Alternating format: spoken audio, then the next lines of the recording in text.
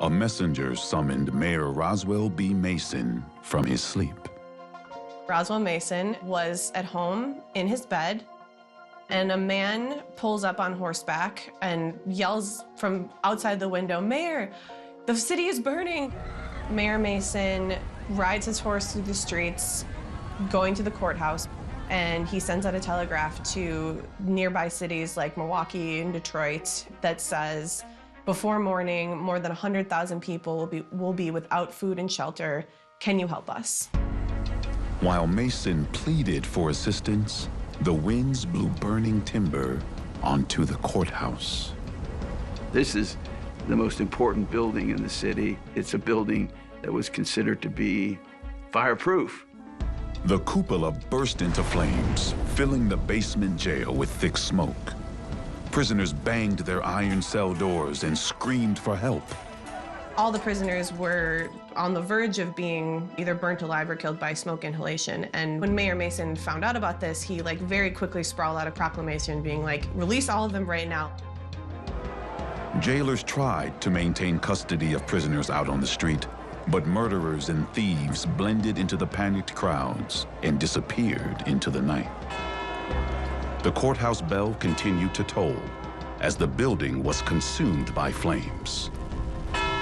This gigantic bell comes thundering down and hits the floor with this tremendous ring.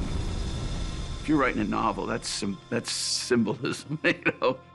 If that goes, anything can go. 100-foot walls of flames swept entire blocks, devouring hotels, banks, churches, and theaters. The heat was so intense that the limestone facades sloughed off the side of the buildings. Huge chunks of limestone are falling to the ground as people are running by these buildings. Mayor Mason could do little but order the demolition of some buildings in a futile effort to stop the advancing fire. I think it would have been devastating to him to see the city destroyed before his eyes, the city that he helped build, the city that he had made his home and had dedicated his life to serving. Tribune publisher William Bross and his wife had entertained visitors at their Terrace Row mansion earlier that night. A panicked guest woke them up around 2 a.m. My family were very much alarmed at the glare which illuminated the sky and lake. I saw that a dreadful disaster was impending over Chicago. Bross rushed to the Tribune offices in the central business district. He would never forget the devastation he saw along the way.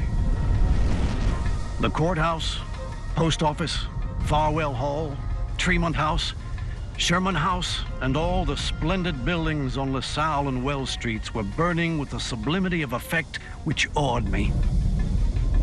All the adjectives in the language would fail to convey the intensity of its wonders. Crowds of men, women, and children were huddling away, running first in one direction, then in another, shouting and crying in their terror, and trying to save anything they could lay their hands on, no matter how trivial in value. Well, every now and then, explosions which seemed almost to shake the solid earth would reverberate through the air and add to the terrors of the poor people. People are actually carrying disabled family members through the fire. The poor are carrying their mattresses on their heads. Women from wealthy homes which look to have all their jewelry on them. Many tried to escape across the river on wooden bridges. And these became intensely crowded, congested sites as everybody was trying to get out. And everyone is pushing and moving so quickly that families get separated. Everybody's on their own. Everybody's on their own, and everybody's helpless. William Bross arrived at the Tribune to find his partner, Joseph Medill, hard at work. The staff were composing the next morning's edition. Bross and others, they thought that the Tribune office building was safe. At least that was the assumption. They kept working, ready to have the biggest story that they ever had to cover. They found that fire had started on a wooden sidewalk outside their building and somehow penetrated into the lower level of their building. They put it out. Whew, we're safe. Let's get to work on our newspaper again. But stepping outside, Bross saw the flames and knew the Tribune would be lost. I told them that nothing more could be done to save the building. In this hopeless frame of mind, I rode home to look after my residents and family, intently watching the ominous eastward movement of the flames.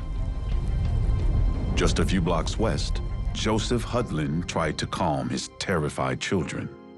When they saw how red the sky was, they said and thought that it was Judgment Day. Hudlin knew that the fire was headed toward his workplace, the Board of Trade. While others fled, Hudlin ran several blocks toward the blaze, arriving before the building was engulfed in flames. He opened the vaults and grabbed critical records.